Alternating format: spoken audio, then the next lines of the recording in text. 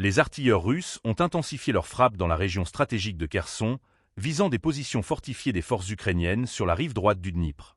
Selon les informations fournies par le ministère de la Défense russe, ces attaques ont mobilisé des systèmes de fusées à lancement multiples BM, 21 grades, réputés pour leur capacité à infliger des dommages rapides et précis. Ces frappes ciblées, soutenues par une coordination avec des drones et des unités de reconnaissance, marquent une nouvelle étape dans les opérations militaires en cours. Abonnez-vous et partagez cette vidéo pour suivre de près cette escalade critique.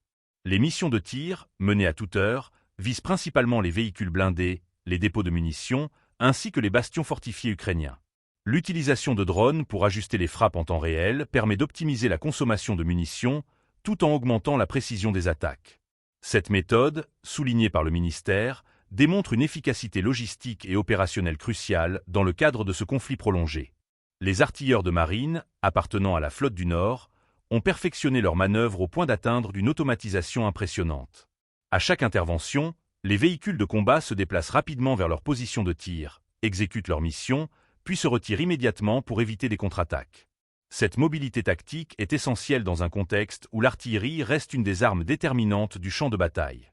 La rive droite du Dniepr, située dans une région clé de la zone de conflit, revêt une importance stratégique majeure.